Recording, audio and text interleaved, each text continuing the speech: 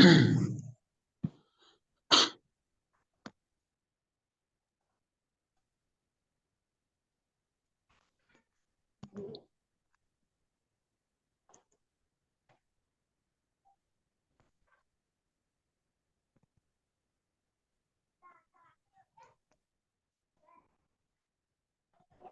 silahkan dimulai.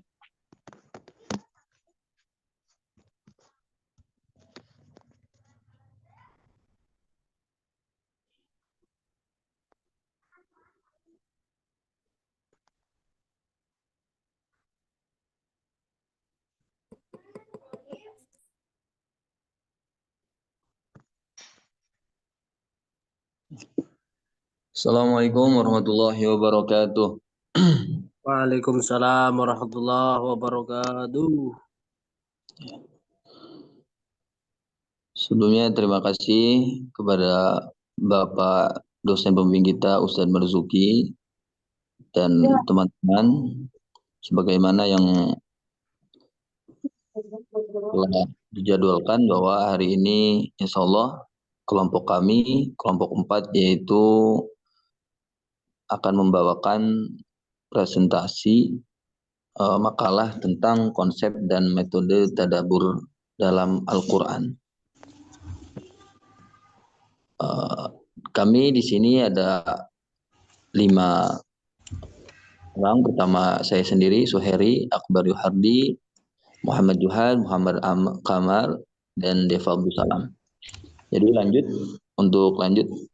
maaf bisa dulu nih materi. Ya. Makalah ini kami susun sebagai upaya untuk mendalami konsep tadabbur dalam Al-Quran, sebuah jendela spiritual yang membuka pemahaman mendalam akan wahyu ilahi. Al-Quran kitab suci umat Islam, tidak hanya menjadi petunjuk tetapi juga rahmat yang tak terhingga bagi mereka yang merenungkan isinya dengan sungguh-sungguh. Dalam bab terstruktur kami mencoba menguraikan definisi pentingnya serta metode-metode yang digunakan dalam memahami ayat-ayat Al-Quran melalui lensa tadabbur. Kami berharap makalah ini dapat menjadi sumber pengetahuan yang bermanfaat bagi teman-teman pembaca, terutama bagi mereka yang ingin mendalami ajaran Islam dengan lebih mendalam. Tentunya makalah ini tidak luput dari keterbatasan dan kekurangan, oleh karena itu kami sangat mengharapkan masukan, kritikan, serta saran yang membangun guna perhatian dan pengembangan pengetahuan di masa datang. Akhir kata, semoga makalah ini dapat menjadi pijakan awal untuk lebih mendekatkan diri kepada Al-Quran, mendalami isinya, dan menjadikan tadabbur sebagai bagian integral dalam menjalani kehidupan sehari-hari. Nah, lanjut, di sini ada daftar isi, latar belakang masalah, rumusan masalah, tujuan pembahasan, dan banyak teman-teman bisa lihat. Kita akan lanjut skip. Nah, bab yang pertama yaitu pendahuluan. Nanti bab berikutnya insya Allah akan disampaikan oleh Juhad. Bab 1 ini pendahuluan latar belakang masalah. Nah, pembahasan yang mendalam terhadap Al-Quran adalah inti dari kehidupan umat Islam. Namun seringkali pemahaman kita terhadap Al-Quran terbatas pada makna harfiah. Nah, tanpa refleksi mendalami terhadap pesan yang terkandung di dalamnya. Nah, kurangnya tadabbur, yakni refleksi mendalam terhadap ayat-ayat Al-Quran, menjadi tantangan dalam menerapkan ajarannya secara menyeluruh gitu dalam kehidupan sehari-hari. Tadabbur diperlukan untuk mendekati Al-Quran dengan kontemplasi yang menghasilkan pemahaman yang lebih luas dan mendalam. Nah, latar belakang ini menyoroti kebutuhan mendesak akan penekanan pada tadabbur sebagai metode kunci untuk memperdalam pemahaman Al-Quran. Dan dengan tadabbur pula diharapkan umat Islam dapat mengambil hikmah dan petunjuk yang lebih dalam dari Al-Quran untuk diterapkan dalam kehidupan sehari-harinya. Nah, rumusan masalahnya, apa konsep tadabbur dalam Al-Quran? Yang pertama. Yang kedua, mengapa tadabbur penting dalam pemahaman Al-Quran bagi umat Islam? Yang ketiga, yaitu bagaimana metode-metode tadabbur dapat diterapkan dalam kehidupan sehari-hari umat Islam. Nah, dan yang C-nya adalah tujuan pembahasan. Adapun tujuan penulisan pembahasan ini adalah satu, untuk mengetahui metode dan tadabbur dalam Al-Quran. Yang kedua, mengetahui prinsip tadabbur Al-Quran. Dan yang ketiga, mengetahui metode tadabbur Al-Quran. Nah, kita lanjut. Bab pembahasan. Nah, pengertian dan prinsip-prinsip tadabbur. Secara bahasa, at-tadabbur berarti berpikir, memahami, mempertimbangkan atas baik buruknya akibat perkara.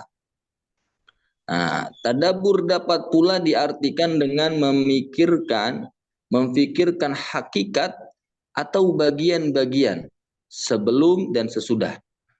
Nah, atau sebab akibat dari suatu makna yang dikandung oleh kata tadabbur secara bahasa. Tuh, sebagaimana di atas juga digunakan oleh para penafsir, gitu kan? Seperti misalnya Al-Jamakhsyari mengatakan tadabbur al-amr. Nah, berarti melihat dengan penuh perhatian, gitu kan? Merenungkan, gitu. Perhatian itu merenungkan, ditadabbur. Dan melihat dengan sesama akibat akhir sesuatu, gitu kan. Kemudian selanjutnya kata tersebut digunakan untuk segala bentuk perenungan. Nah, maksud dari tadabbur Al-Quran berarti merenungkan dan memperhatikan dengan seksama makna yang dikandung oleh Al-Quran. Dan pengertian tersebut, penjelasan yang hanya memandang unsur luar, kan? Zahir, hanya menjelaskan arti ayat semata. Nah, tidak termasuk dari pengertian tadabbur. Karena tadabbur adalah pemikiran yang mengantarkan pada pengetahuan yang ada di balik apa yang yang kelihatan, gitu, dari ayat Al-Qur'an, yaitu berupa pentakwilan yang benar dan makna-makna yang indah. Nah, bentuk lafaz tadabbur yang mengikuti sigot tafa'ul menunjukkan arti kasroh, banyak, taukid, penegasan, dan tadarruj, bertahap, gitu kan? Dikatakan oleh Imam Ibnu Qayyim, tadabbur al-kalam berarti memperhatikan permulaan dan akhir perkataan, kemudian memfikirkannya secara terus-menerus. Dan dari pemaparan di atas dapat dipahami bagi teman-teman mungkin, bahwa tadabbur adalah perenungan akal dan hati. Nah, antara keduanya harus sinkron akan makna-makna yang ada di dalam Al-Quran. Tidak dalam bentuk menukil dan menjelaskan arti lafaz atau penjelasan sabab nuzul Al-Quran, akan tetapi lebih spesifik, memfikirkan apa yang ada di balik, yang tampak, yang tersurat, yang dimaksud, gitu kan, dari teks Al-Quran, gitu. Amalia, aplikatif atau ilmiah, teori, Al-Quran diturunkan sebagai tanda akan kebenaran kenabian Nabi Muhammad SAW dan menjadi penjelas segala sesuatu, petunjuk, rahmah, dan pengembira bagi orang-orang muslim. Hal tersebut menuntut keimanan, bacaan dan tadabbur, perenungan yang baik, mempelajari dan mengajarkan. Nah, mengajak dengan mencontoh dan ucapan Al-Quran, menganjurkan tadabbur menetapkan keberkahan yang ada dalam Al-Quran, tidak dihilangkan, berubah, ya tidak hanya dikhususkan, itu kan. Dia tidak dikhususkan, artinya umum. Untuk apa? Untuk satu masa dan tempat tentu saja, untuk satu masa dan tempat tertentu saja. Bahkan ya sebagai sarana untuk membenahi, menguatkan dan mengantarkan pada jalan yang lurus. Nah, dijelaskan dalam ungkapan beberapa ulama terkait memahami dan mentadaburi Al-Quran, gitu kan?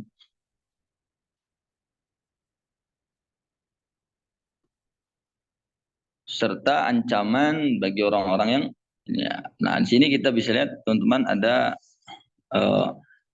ayat Quran surat Shad ya. Teman bisa baca. Maaf. Aduh.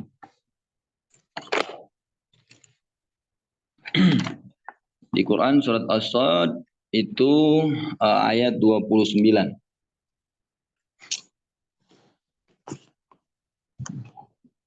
A'udzu billahi minasyaitonir rajim. Bismillahirrahmanirrahim.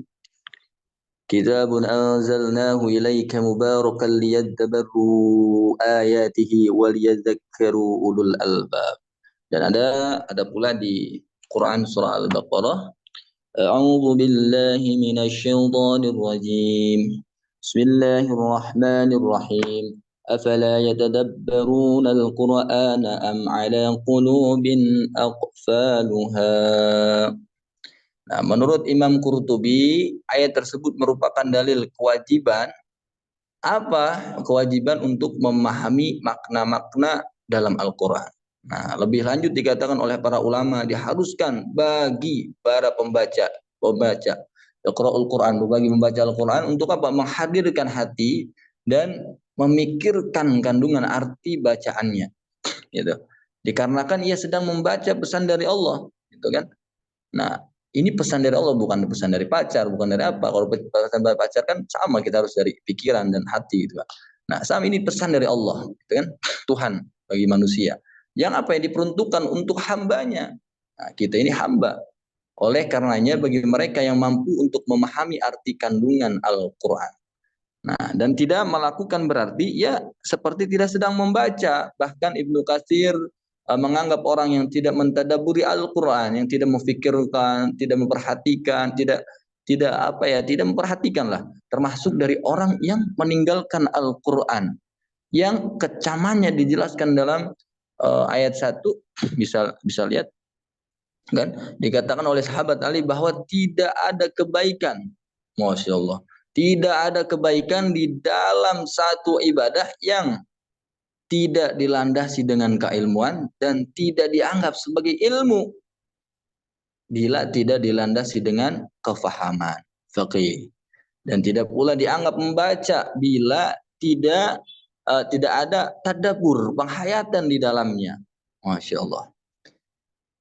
Hasan Al-Basri bahkan mencela sekelompok golongan yang bangga dengan hafalan Al-Qur'annya tapi meninggalkan perenungan arti dan tidak melakukan pesan yang ada di dalamnya.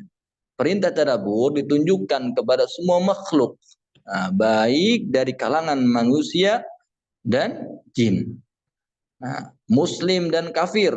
Nah, perintah tersebut tersifat umum bagi orang-orang yang menginginkan petunjuk dari Allah Subhanahu wa taala. Selama seorang tersebut memiliki kemampuan untuk belajar, memahami dan menemukan makna yang terkandung di dalam kitab dan sunnah, maka ia wajib untuk belajar, kemudian melakukan apa isi yang ada di dalamnya tersebut, kan? Sebagaimana yang telah disebutkan di atas bahwa kewajiban tadabbur ditunjukkan kepada semua makhluk, mau santri kayak mau apa, tetap semua makhluk dah intinya, kecuali ya pemakhluk mungkin gak wajib. Lantas apakah orang yang tidak mampu untuk menafsirkan Al-Quran juga terbebani kewajiban tersebut? Nah, tadabbur adalah bagian dari berpikir dan merenung yang mana ia muncul setelah adanya suatu pemahaman. Dan pemahaman tersebut dapat dihasilkan dari penafsiran yang tafsirnya dari ahli tafsir melalui membaca atau mendengar atau bertanya. Dan setelah didapatkan satu pemahaman, barulah ia berusaha untuk bertadabbur mengenai kandungan ayat-ayat Al-Quran yang telah ia fahami. Nah, boleh geser Bang Adit. Nah, kita oke.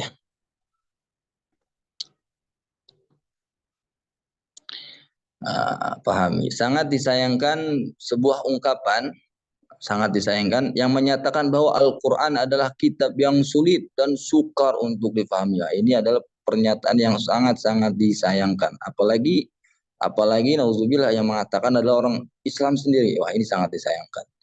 Ada batas yang terbentang lebar antara orang awam, gitu kan, dan pemahaman Al-Quran. Pemikiran yang semacam ini akan mengakibatkan kebanyakan orang Muslim tidak lagi memperhatikan kandungan makna yang ada di dalam Al-Quran. Nah, menjadikan mereka putus asa untuk berusaha memahami dan merenungkan, gitu kan? Kalau kalimatnya Al-Quran adalah kitab yang sulit, kita buru-buru buat memahami deh kayaknya. Kayaknya buat baca aja kayaknya putus asa mereka kalau sampai ada kalimat tersebut. Makanya kita patahkan kalimat-kalimat yang seperti itu. Nah, sehingga akhirnya mereka rela membuang kekayaan yang ada di dalam Al-Quran. Al-Quran banyak sekali hal-hal yang perlu kita ketahui, gitu kan. Dan mereka, mungkin diri kita sendiri merasa cukup gitu, mendapatkan keberkahan dan pahala dengan hanya membaca ayat-ayatnya, gitu kan, tanpa mentadaburi Al-Quran tersebut, gitu. Ya itu tidak masalah, tapi kita coba belajar pelan-pelan. Saya termasuknya, gitu. Kebanyakan ayat-ayat yang ada di dalam Al-Quran maknanya jelas. Nah, mudah difahami. Hal tersebut terlihat ketika membuka lembaran demi lembaran Al-Quran. Sangat sedikit ditemukan bentuk kalimat yang gharib, yang asing. Itu sangat sedikit lah. Atau susunan yang membingungkan. Lafaz-lafaz yang ada di dalam Al-Quran itu mudah dan jelas arti katanya. Nah, meskipun bagi pemula. Gitu kan?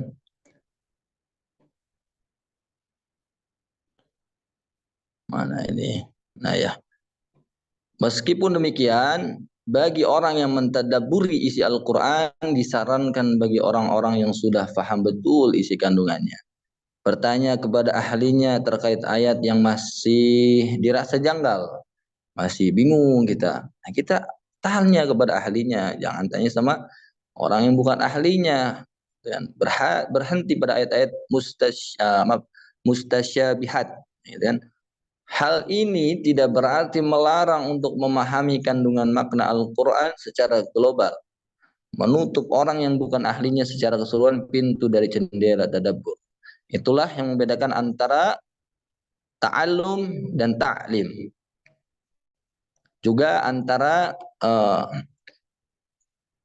tafahum dan tafhim. Yang pertama diperuntukkan untuk semua orang tanpa terkecuali.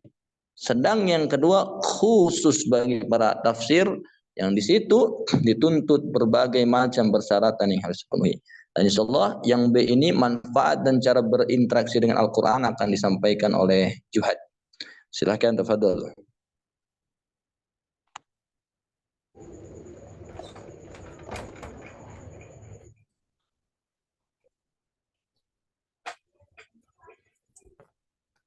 Assalamualaikum warahmatullahi wabarakatuh. Waalaikumsalam warahmatullahi wabarakatuh.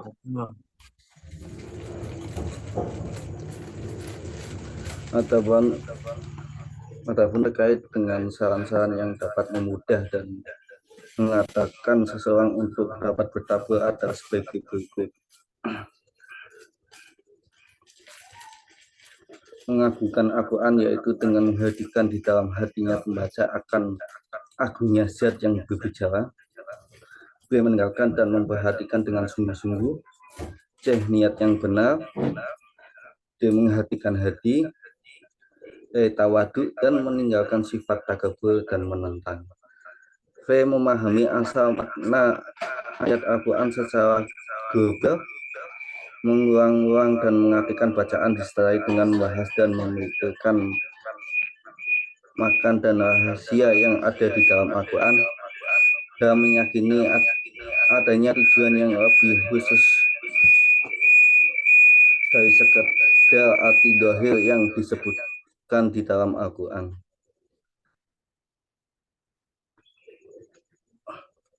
Assalamualaikum. Mohon untuk di ke bawah.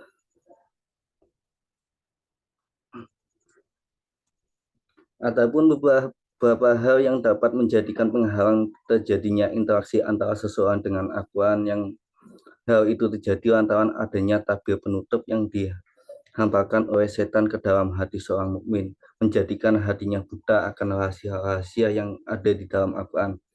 Beberapa penghalang tersebut antara lain adalah fokus bacaannya hanya bertujuan bagaimana mengucapkan huruf-huruf lafaz Al-Quran dengan baik dan benar sesuai dengan mahrijul huruf yang ada.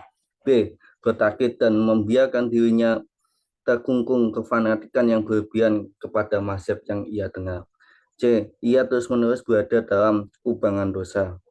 Membaca penafsiran makna dohir yang meyakini penukilan yang dihasilkan oleh semisal Ibnu Abbas atau Mujahid dan yang lain adalah penafsiran yang paling benar, karena merupakan bentuk penafsiran bil masuk. Selain model penafsiran tersebut dianggap sebagai penafsiran dengan menggunakan pendapat akal yang di dalam hadis diancam dengan neraka. C. Model cara berinteraksi dengan Al-Quran. Pemilihan topik ini menurut Utsman bin Abdurrahman adalah bertujuan untuk mengurangi pertanyaan seputar bagaimana kita berinteraksi dengan Al-Quran. Terkait pertanyaan tersebut ada dua jawaban yang dapat diajukan. Pertama, jawaban bersifat global, dan yang kedua, jawaban secara rinci. Adapun model yang pertama sebagai disinggung dalam kitab Al-Itqan fi Ulum Al-Quran, seseorang ingin berinteraksi dengan Al-Quran, hendaknya ia tidak hanya berhenti pada makna yang tersurat, tetapi juga memikirkan dan memahami makna yang tersurat ayat-ayat yang ia baca. Hal tersebut dilakukan dengan cara mengaktifkan hati untuk memikirkan kandungan makna lafaz yang ia baca, sehingga nantinya ia bisa mengerti makna dari tidak ayat yang ada, memikirkan perintah-perintah dan larangan yang ada di dalam ayat, menyesuaikan dengan pekerjaan-pekerjaan yang sudah pernah ia lakukan. Jika ada kesalahan, ketidaksesuaian, maka ia segera meminta maaf dan memohon ampunan.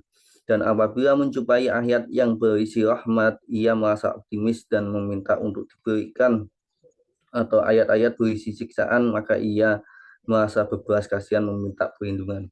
Atau ayat-ayat berisi kesucian sifat-sifat Allah, ia mensucikan dan mengagungkan. Atau ayat berisi doa, maka dengan kerendahan hati ia meminta ampunan. Sedangkan untuk cara yang kedua diantaranya adalah A. Mengambil pelajaran dari makna ayat tersurat. B.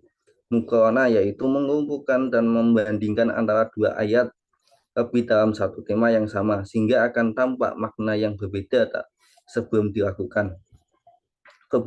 Perbandingan ayat seperti antara tawakal dan ibadah selalu disebutkan secara bersamaan di berbagai tempat di dalam Al-Quran. C. Muqabalah, yaitu mengumpulkan dan membandingkan antara dua ayat atau lebih dalam satu tema yang berbeda, seperti penjelasan seseorang yang telah diberikan kepada hikmah dan Al-Quran pada dasarnya ia telah diberi sesuatu melebihi dari yang diberikan kepada umat-umat terdahulu. D. At-takrib, yaitu mengambil satu faedah dengan cara merangkai dua ayat atau lebih secara bersamaan, seperti pemahaman bahwa makhluk terbaik adalah ulama, diambil dari surat Al-Bayyinah ayat 7-8 dan surat Fatir ayat 28. Memperhatikan tempat-tempat Asmaul Husna dan korelasi pesan di dalamnya.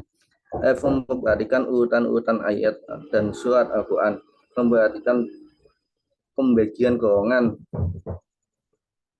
yang ada di dalam Al-Quran, dan memperhatikan makna yang besar di dalam Al-Quran, memperhatikan hubungan antara perbuatan dan balasan, J memenuhi syarat-syarat suatu janji dan sebab-sebab ancaman di dalam Al-Quran, K menempatkan ayat pada realitas kehidupan, I mencari hikmah ilahiyah di balik tiap perintah dan larangan serta dalam menetapkan keputusan. M aktif munculnya pertanyaan-pertanyaan sebagai sarana menggali pemahaman di Al-Quran, memperhatikan mengikuti pelajaran di dalam Al-Quran. D. Kesalahan metode berinteraksi dengan Al-Quran. Ada beberapa sebab yang menjadikan bisa salah dalam berinteraksi dalam Al-Quran. Di antaranya adalah merasa cukup hanya dengan berpikir tanpa mau belajar karena telah membanggakan akal. B. Merasa cukup hanya dengan belajar tanpa mau berpikir karena merasa cukup dengan apa yang sudah diterima. C. Lari dari kaidah-kaidah dan petunjuk kebahasan. D. Sibuk dengan pemahaman lafaz yang kurang begitu penting, tujuannya dengan meninggalkan lafaz yang lebih penting, semisalnya dalam surat Inna Kausar memunculkan pertanyaan-pertanyaan. Mengapa menggunakan isim domir bukan isim dohir? Mengapa menggunakan jamak bukan mufrad? Mengapa tukitnya dengan huruf in? Mengapa dalam memberi menggunakan fi'il tidak dengan isim, dan seterusnya. Terlalu terburu-buru untuk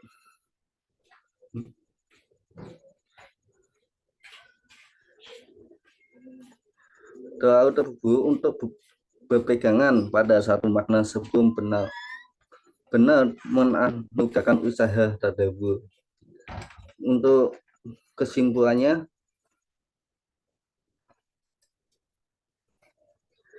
pada dasarnya begitu banyak referensi peninggalan Islam yang bisa dijadikan sebagai bahan rujukan untuk menjelaskan bagaimana cara bertadabbur atau berinteraksi dengan Al-Quran. Dalam berinteraksi dengan Al-Quran, berbagai untuk cara dan model telah dilakukan oleh para ulama, sehingga terkadang sampai kepada sebuah kesimpulan bahwa kemampuan mereka dalam menyelam dan mengarungi lautan makna Al-Quran pada dasarnya merupakan hadiah dari Tuhan dan bentuk hati yang terbuka, tidak bisa dirumuskan dalam suatu disiplin keilmuan, tidak dapat dipelajari apalagi diajarkan. Akan tetapi meskipun demikian, kita juga percaya bahwa keilmuan itu dapat dipelajari dan kepahamannya dapat dihasilkan dengan cara berusaha memahami, dan anugerah Allah diberikan kepada mereka yang selalu mengibah di tempat-tempat mencari ilmu sembari mempelajari kitab Allah. Mereka orang-orang yang akan diberikan anugerah dan hidayah oleh Allah dan selalu dijaga oleh para malaikat. Dari situ ada beberapa poin yang dapat disimpulkan dalam pembahasan di atas. Tadabbur adalah pekerjaan hati yang dilakukan dengan cara memikirkan ayat-ayat Allah, kemudian merenungkan bagaimana makna tersebut dapat diaplikasikan pada diri pribadi dan masyarakat. C. Terdapat perbedaan yang mendasar antara pengertian tadabbur, tafakur, tadakur, tafsir, dan istibat. D. Tadabbur merupakan suatu kewajiban bagi tiap orang yang mendengarkan dan membaca Al-Quran. Perintah tadabbur tidak hanya ditunjukkan kepada orang-orang Islam pada ulama, tetapi juga ditunjukkan kepada setiap orang yang mendengarkan dan berakal, baik dari orang muslim atau kafir. F. Ada dua model tadabbur. Yang pertama bersifat global, yaitu merenungkan apa yang ada di dalam Al-Quran dengan pertujuan yang ada di dalam mengatakan kepada keyakinan atas kebenaran Nabi Muhammad. Yang kedua bersifat juz'i, yaitu memperhatikan ayat-ayat yang ada di dalam Al-Quran untuk mendapatkan petunjuk yang dapat diaplikasikan di dalam dunia. Oke. Ada beberapa faktor yang menghalangi seseorang dalam tadabbur, di antaranya adalah menyibukkan diri dengan pelafatan huruf dan lupa akan perenungan makna yang ada, taklid yang membelenggu akal untuk berpikir dan merenung, dosa yang menutupi hati sehingga merusak kesucian keyakinan akan tidak adanya makna lain selain dari apa yang dinukil melalui ulama masa lalu. Ada beberapa model cara tadabbur berinteraksi dengan yang telah digunakan oleh para ulama yang disebutkan secara langsung di dalam kitab-kitab mereka adalah sebagian dengan mengalih dari ucapan mereka. Ada beberapa kesalahan dalam melakukan tadabbur adalah paling penting adalah satu, merasa cukup hanya dengan berpikir tanpa belajar karena terlalu membanggakan kemampuan akal. Dua, merasa cukup hanya dengan belajar tanpa mau berpikir karena merasa cukup dengan apa yang sudah diterima. Dua, lari dari kaidah-kaidah dan petunjuk kebahasan. Tiga, sibuk dengan pemahaman lafaz yang kurang begitu penting, tujuannya dengan meninggalkan lafaz yang lebih penting. Empat, terlalu terburu-buru berpegang pada makna sebelum benar menggerakkan usaha tadabbur. Sekian dari saya, kembali lagi kepada Ustadz Suhairi. Monggo Ustadz.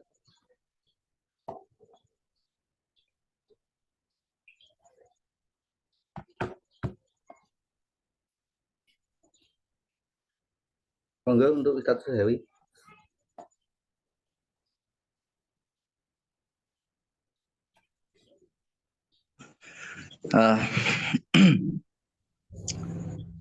Ya, terima kasih Ustaz Zuhad, Masya Allah. Demikian beberapa hal yang bisa kami sampaikan. Sebelumnya saya mohon maaf yang sebesar-besarnya kepada dosen dan hadirin sekalian apabila dalam menyampaikan tadi mungkin ada beberapa kesalahan kata atau beberapa pernyataan yang menyinggung hadirin sekalian. Saya ini hanya manusia biasa yang tidak luput dari kesalahan. Ada sedikit pantun, Budina membawa bonsai lalu duduk makan stroberi. Semua telah usai, saatnya kami undur diri. Kalau ada teman-teman yang ingin bertanya, silahkan. Insya Allah Ustaz Juhad akan menjawab.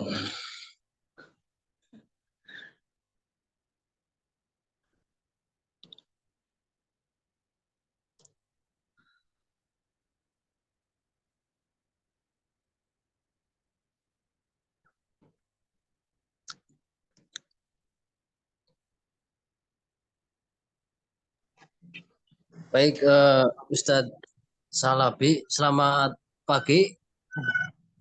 Ya, selamat pagi. Bukan Salabi. Bukan Salabi ya, maaf. Ustadz Zuheri, maaf ya, ampun. Ya, dari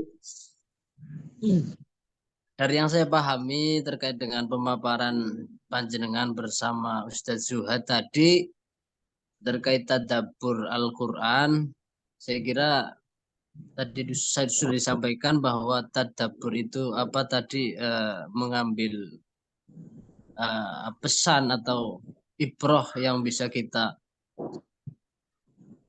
amalkan di dalam kehidupan sehari-hari. Saya kira untuk mengambil pesan dari Al-Quran ini tentunya kita harus tidak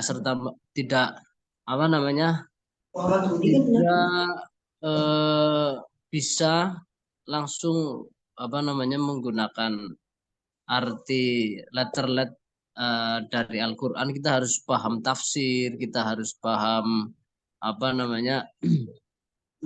terkait dengan ilmu-ilmu yang menguak kandungan dari isi Al-Quran.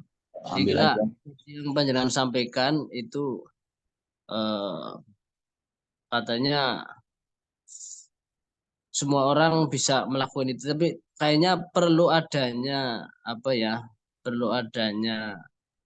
ilmu dalam mentadaburi Al-Quran. Saya kira tidak semua orang bisa mentadaburi Al-Quran. Begitu Ustadz Zuhairi, betul atau tidak? Ya, Mas. Ayo silakan, ada teman-teman yang mau menjawab.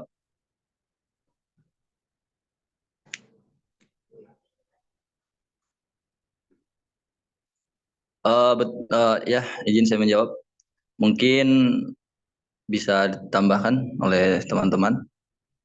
Ya betul, maksudnya itu perlu kita tafsir Jalalain, tafsir Sawi, tafsir Ibnu Katsir dan banyak sebagainya. Ya kita tidak harus kita sendiri di situ, tidak karena Al-Quran kan untuk semua ya. Jadi semua orang pun bisa membaca, bisa melihat, bisa mendengar. Tapi betul tidak semua ifham. Jadi tadi kan ada tafahum dan ifham, ada ta'alum, ada ta'lim gitu. kita perlu kita kan punya guru, nah kita bisa bertanya kepada guru-guru kita gitu. Maksudnya kita pemahaman di situ bukan berarti contoh kita membaca Quran surah Ali Imran lalu kita artikan sendiri, wah ini kita punya apa gitu. Sedangkan menafsirkan sendiri kan kita perlu yang namanya ilmu-ilmu yang terpenting ya hafiz, dan terus nahwu sorobnya, mantik, balago dan segala macam yang itu kan harus terpenuhi gitu kan. Kalau kita hanya mengandalkan pikiran kita, wah kayaknya sangat jauh lah. Karena ulama-ulama kita itu bukan sembarangan gitu. Bukan sih berarti kita menafikan diri sendiri, bahwa kita mengakui lah bahwa kita gitu kan tidak sekeren ulama dulu. Ulama dulu itu waro beliau kan, dan wah terjaga lah dari segi makanan, ucapan, dan makanya pemahaman ulama-ulama dulu itu beda lah dengan saya sendiri dan banyak lah teman-teman gitu. Jadi kita punya guru, kita minta apa sih maknanya yang terkandung dalam ini baru guru akan menjelaskan seperti itu. Mungkin seperti itulah sedikitnya. Apa ada yang kurang Mas Yogi? Nanti ada Mas Aditya nih bakal menjelasin nih.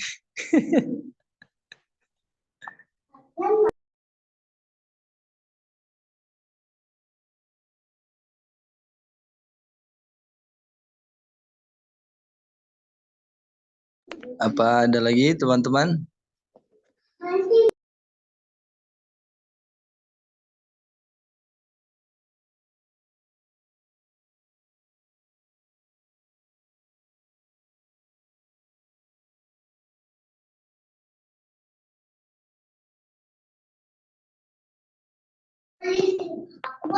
Mangga Mas Adit.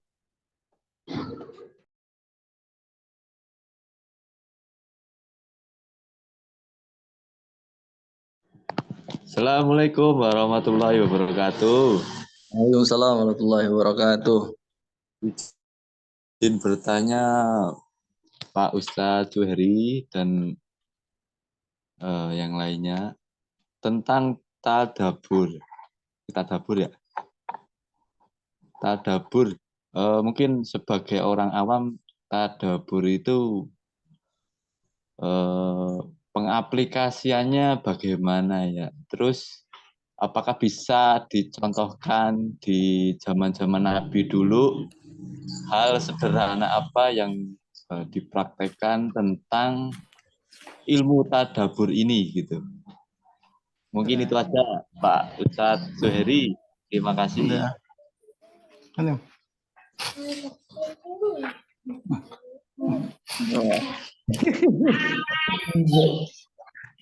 Ayo mangga Ustaz Jihad dijawab. Tunggu Ustaz Zuhri aja. Ayo teman-teman silakan jawab.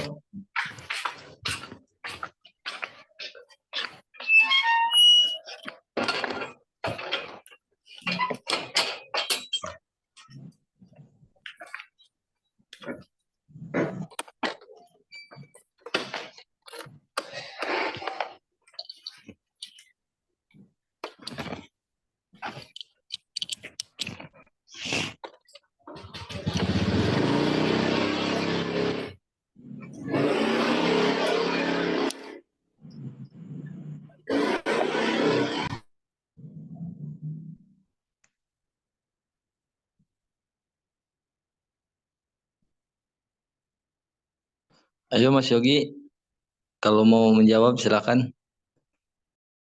Waduh, kurang paham Ustadz. Waduh.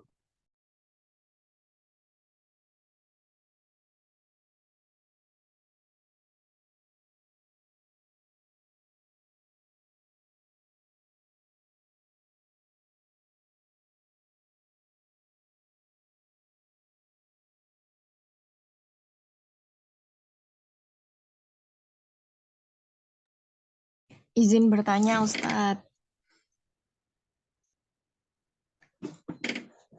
Mangga teh. Apakah tafsir dan tadabur itu sama ataukah berbeda? Kalau dilihat dari maknanya kan tafsir sama-sama untuk memahami ayat ya.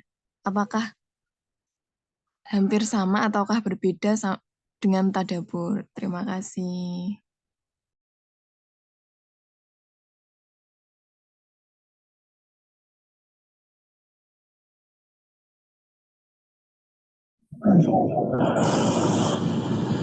Untuk persamaannya ya betul seperti yang tadi dijelaskan, tapi di sini ada perbedaannya. Mbak siapa tadi ya nanya? Betul, persamaannya adalah buat menyingkap sebuah ayat itu, tapi di situ ada perbedaan-perbedaannya antara tafsir dan tadabbur tersebut. Jadi jika tafsir itu tujuan utamanya adalah untuk menyingkap makna dari pesan-pesan ilahi dalam Al-Quran, gitu kan. Nah, tapi maka tadabbur adalah usaha. Nah, jadi tadabbur ini lebih ke usaha. Untuk apa? Untuk mengambil manfaat, hikmah-hikmah dan segala manfaat dari Al-Quran. Kalau tafsir utamanya adalah menyingkap maknanya, itu kan. Nah, kalau tadabbur usaha untuk mengambil manfaatnya. Sama penjelasannya tadabbur dan tafsir ya sama saja, kita memahami gitu. Tapi ada sedikit perbedaan, dan perbedaannya itu yang tadi kami sampaikan seperti itu. Mungkin ada tambahan dari teman-teman? Ini dari Mas Adit saya belum bisa jawab sepertinya. Perlu bantuan. Izin menambahkan, Ustaz. Oh iya, boleh. Ya.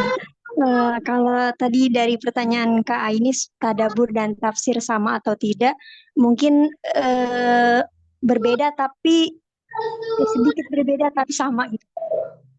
Iya. Kalau simpelnya kita gambarkan kayak kita jalan-jalan. Kayak kita jalan-jalan ke mana nih, misalnya ke gunung gitu. Atau ke Bandung misalnya. Nah, itu kan di situ kita tadabbur alam namanya. Di situ kita menikmati alam yang suasananya kayak gitu, udaranya. Di situ kita harus mikir, maksudnya inilah ciptaan Allah gitu. Segitu maha kuasanya Allah menciptakan alam itu, kita renungi gitu, kita hayati gitu, kita nikmati gitu Kak, simpelnya ya kalau tadabbur. Kalau Al-Quran pun demikian. Makanya nyambung dengan pertanyaan Kak Adit mungkin ya. Kalau tadabbur apa sih namanya, ke Al-Quran, kita memang tidak bisa sembarangan, nggak bisa sembarangan langsung setiap orang semua pun bisa takut salah karena takut salah. Kalau tafsir mungkin gini, tafsir dalam menentukan kita menafsirkan Al-Quran itu kan ada tata caranya ya Kak, ya Ustaz gitu. Ada tata caranya. Kita harus paham bahasa Arab, ilmu alat, gitu. Baru kita memahami tafsirnya dari para ulama. Kalau ulama kita yang dahulu, memang beliau yang tadi disebutkan oleh Ustadz Suheri, ulama dulu itu keren karena mereka Masya Allah dijaga makanannya, pandangannya, langkahnya, semuanya dijaga. Makanya dengan cahaya Allah di hatinya, beliau-beliau bisa memaparkan atau menafsirkan ayat-ayat Allah dengan bagus gitu, dengan baik, tidak seperti kita gitu. Itu tafsirnya. Kalau tadabbur kita kayak tafsir, mendalami lagi.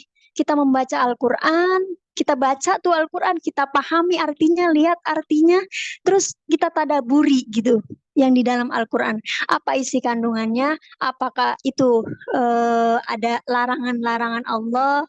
Apakah ada perintah-perintah Allah? Dari artinya kan kita baca Kak. Nah, mungkin tadabur lebih kepada dari habis baca tafsir, kita baca tafsirnya, kemudian tadabur ya. Terus kalau kenapa semudah itu mungkin tadi siapapun bisa mentadaburi gitu ya. Karena kan di dalam ayat, di dalam surah Al-Mudaththir itu kalau nggak salah, walaqad yassarnal Qur'ana fahal mim muddakir. Gitu, sungguh telah kami ciptakan Al-Quran, semudah-mudahnya itu Al-Quran. Jadi Al-Quran itu diturunkan udah paling mudah sama Allah. Jadi mau orang, nggak ada orang bodoh, nggak orang pinter, nggak tua, muda atau apa, itu nggak mandang, semua bisa. Semua bisa menghafal, semua bisa belajar, semua bisa membaca, semua bisa mendalami, mentadaburi gitu. Memang wasilahnya kita belajar gitu. Itu aja sih Kak, Ustaz. Insyaallah. Terima kasih banyak Mbak Nur Ajijah Alawiyah.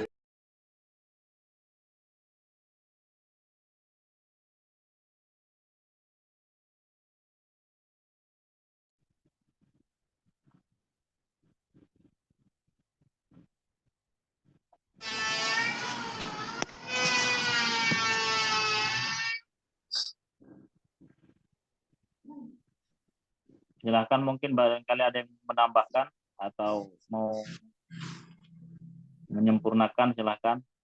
Biar lebih hidup, alhamdulillah sudah. Ya izin Ustadz mau menambahkan tadi pertanyaan dari Mas Adit terkait dengan tadabbur yang bagi orang awam untuk diaplikasikan ya dalam kehidupan sehari.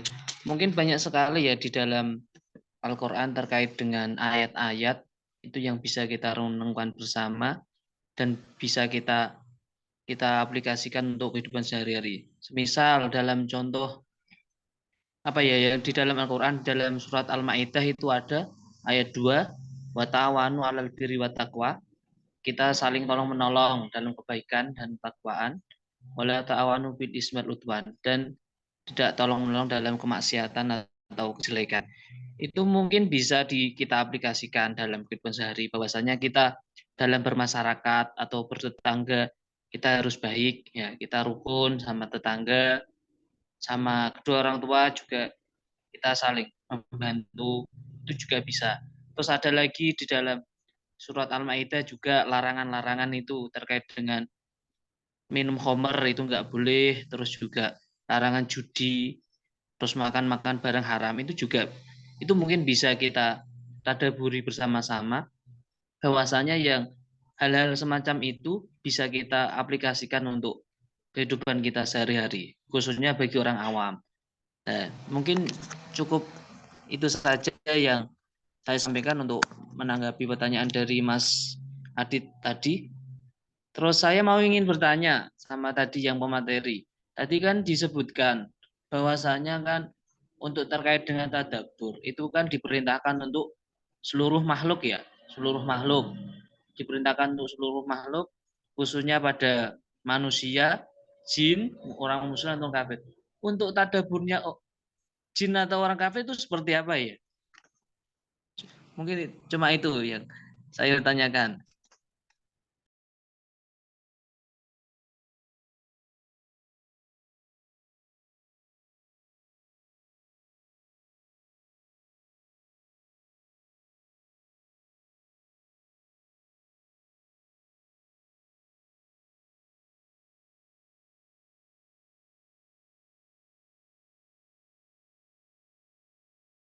Ya, silahkan langsung ditanggapi sebisanya.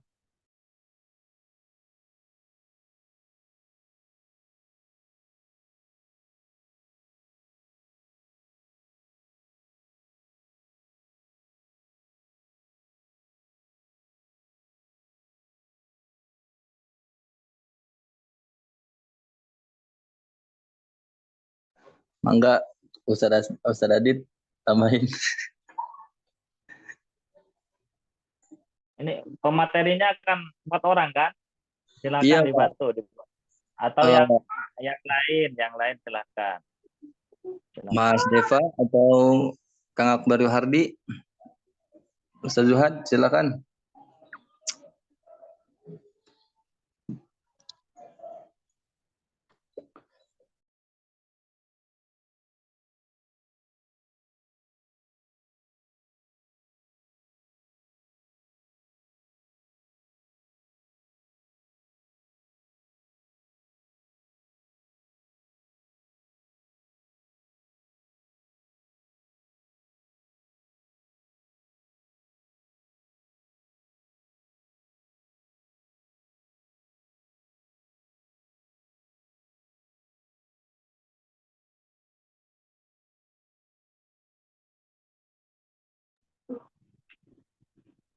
Habis ini ada jam lagi ya? Habis ini?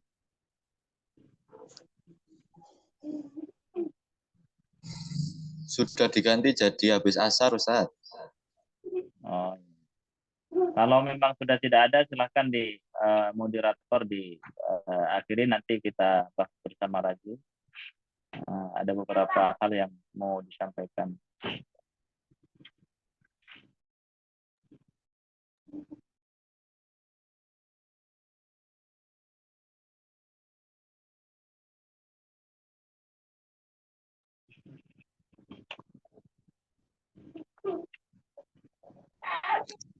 Ustadz, mohon maaf izin sedikit bantu menjawab.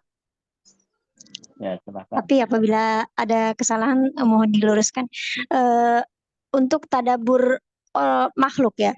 Kalau misalnya binatang gitu, burung atau ayam itu tiap bunyinya itu kan mereka berzikir ya. Berzikir dan kemudian mereka itu sebetulnya masing-masing mempunyai ibadah, cara berzikir, cara tadabur masing-masing tuh mereka ada gitu. Kemudian gimana kalau orang kafir? Kalau orang kafir gini ya Ustaz, sebagaimana yang kita ketahui bahwasanya seluruh manusia itu di dalam perut ibunya itu memang sudah kita itu bersaksi bahwa Allah itu adalah Tuhan kita gitu ya. Alastu birabbikum qalu bala syahidna gitu ya Ustaz. Apa kita udah bersaksi? Semua orang udah bersaksi. Nah, namun bagaimana dia terlahir, entah dia dari Muslim, dari Yahudi, Nasrani, itu memang yang melainkan mereka itu dari lahirnya gitu. Nah, sebetulnya kita itu sudah dikode, sudah dikode gitu ya dari lahir, dari di dalam kandungan bahwa kita Muslim. Salah satunya berjalan untuk ketadabur juga orang-orang kafir itu yang sebelum masuk Islam juga memang mereka harus mencari jalan yang lurus gitu. Sebetulnya itu pada dasarnya sih kayak gitu. Mungkin nanti menuju terus dia belajar Al-Quran, mendalami Al-Quran tadabur seperti para mu'alaf yang kita ketahui ya pada saat ini, yang mereka mungkin lebih dari kita keimanannya, kemantapannya, bahkan mereka terjun berdakwah gitu. Sehingga kita pun sebagai manusia biasa jadi kayak ikut namanya, hati kita jadi kayak terketuk sama mereka gitu, mereka yang mualaf sampai segitunya karena mereka mendalami mentadaburi Al-Quran gitu ya. Kalau orang kafir begitu ya Kak. Ustaz itu mohon itu saja sih Ustaz, mohon diluruskan kalau salah Ustaz.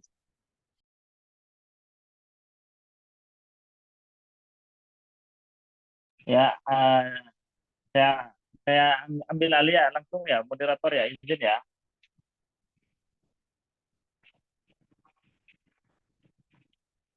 Tadi pemateri. Baik, alhamdulillah pagi ini kita dapat belajar kembali tentang konsep tadabbur ya, konsep tadabbur di dalam Al-Quran, di mana akhir-akhir ini tadabbur tentang Al-Quranan itu lebih kita sering dengar ya dari tokoh-tokoh atau daripada guru-guru kita. Mungkin salah satu yang mendasari mereka, walaupun memang ini anjurannya memang sudah ada di dalam Al-Quran sejak dulu. Salah satu mungkin yang melatar belakangi kenapa kata-kata tadabbur ini lebih sering bermasyarakat ya. Kalau sekarang lebih familiar di kalangan masyarakat. Mungkin salah satunya adalah jawaban dari fakta yang ada hari ini. Banyak di antara kita ketika membaca Al-Quran, termasuk mungkin saya sendiri juga yang seperti ini ya jadi ketika membaca Al-Quran kadang lebih kepada teks-teksnya saja, lebih memperhatikan mungkin keindahan suaranya saja, sehingga maksud dari tujuan Al-Quran itu diturunkan nanti tidak tidak tercapai seperti itu. Karena tidak sedikit teman-teman kita atau bahkan kita sendiri kadang terlena dengan bacaan-bacaan Al-Quran ataupun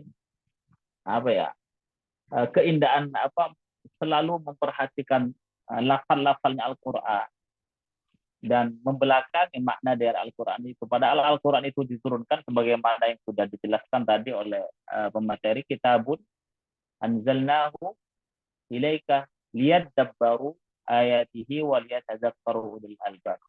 Salah satu mungkin ya, selain Al-Quran itu sebagai petunjuk ya, memang akan liyadabbaru, agar orang-orang ya, manusia lah, hamba-hamba Allah secara umum, tidak hanya Muslim ya, merenungkan ayat-ayat Al-Quran, bahwa Al-Quran itu adalah benar yang diturunkan dari Allah dan sesuai mungkin dengan bukan hanya mungkin ya, sesuai dengan fakta kejadian yang ada di dunia ini, yang akan maupun yang sudah terjadi.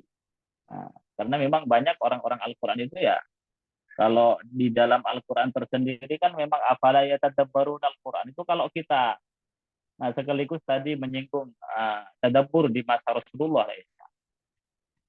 Kalau kita lihat ayatnya afala yatadabbarun Al-Quran, bukankah ataukah tidak merenungkan Al-Quran?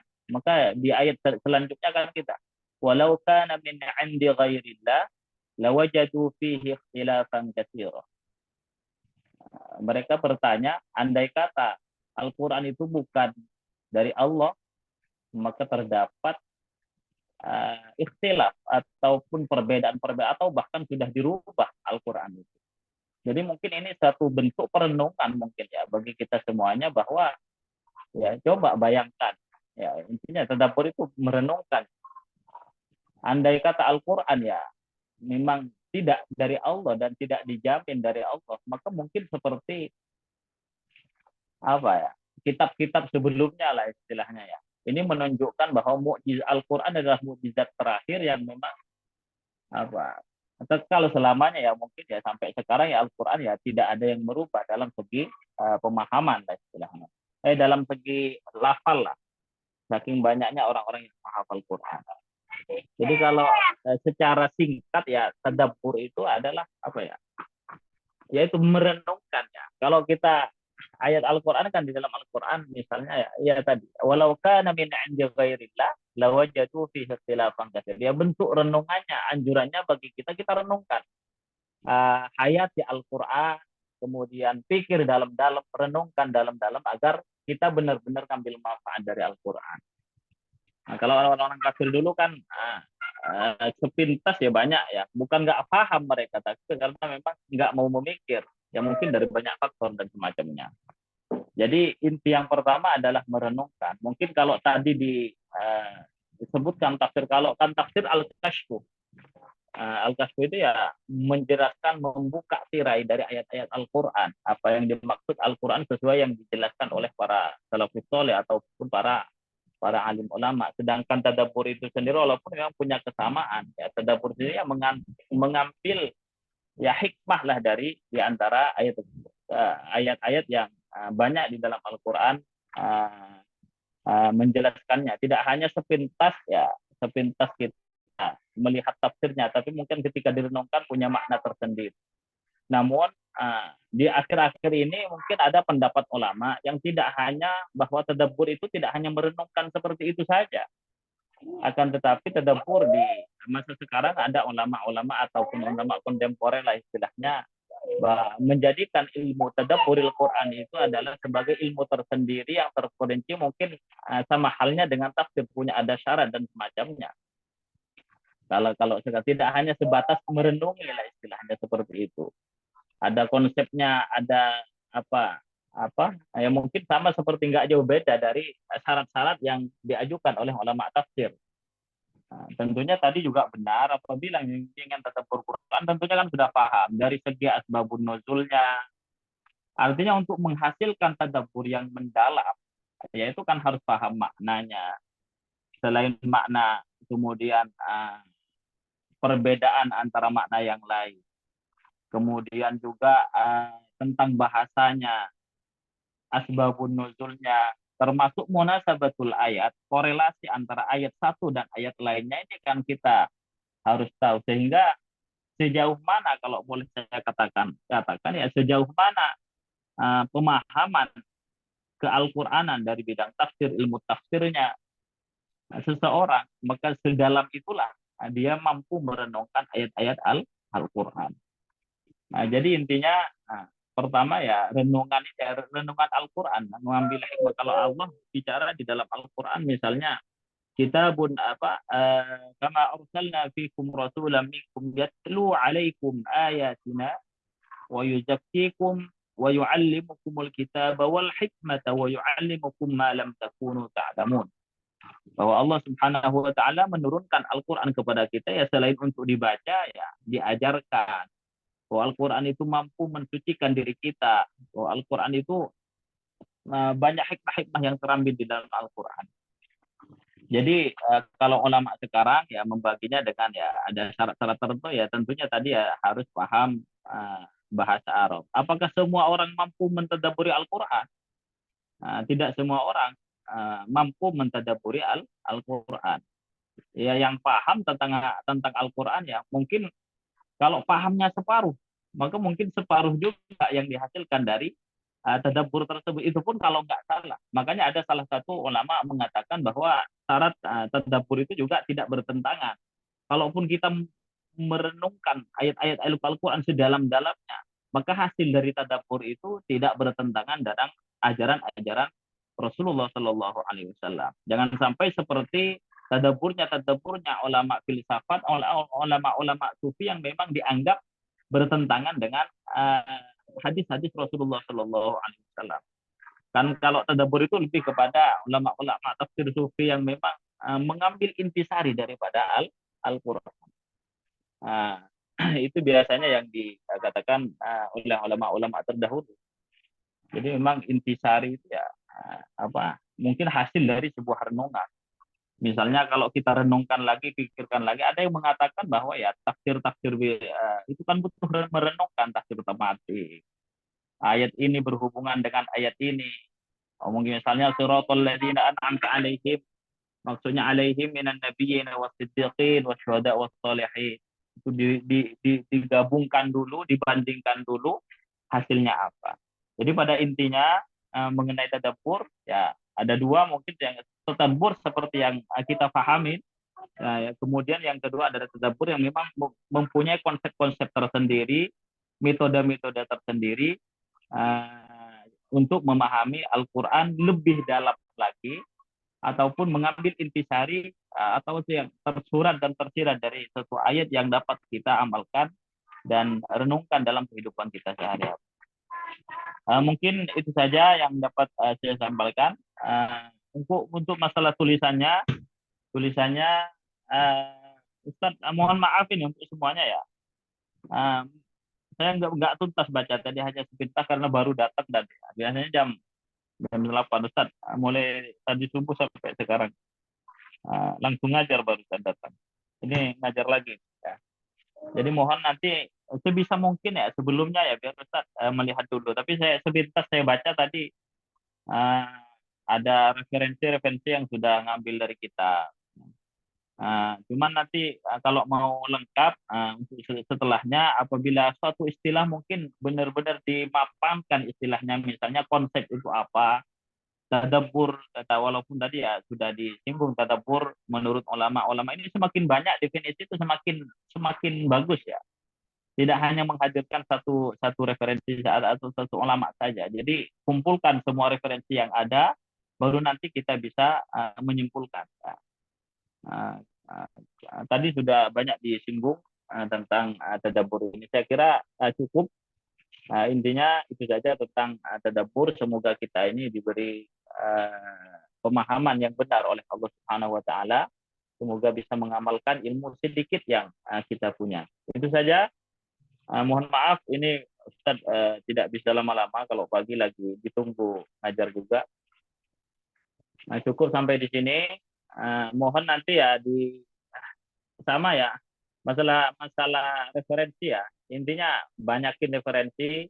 Kalau bisa satu paragraf itu ada, ketika kita menyebutkan satu ulama ya referensinya ada di situ. Saya lihat masih banyak yang kosong tadi ya. Walaupun memang sebagian sudah lebih kaya dari referensinya daripada sebelum-sebelumnya. Baik, itu saja.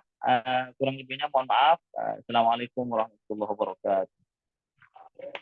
Waalaikumsalam warahmatullahi wabarakatuh. Terima kasih Ustadz. Mohon izin ya.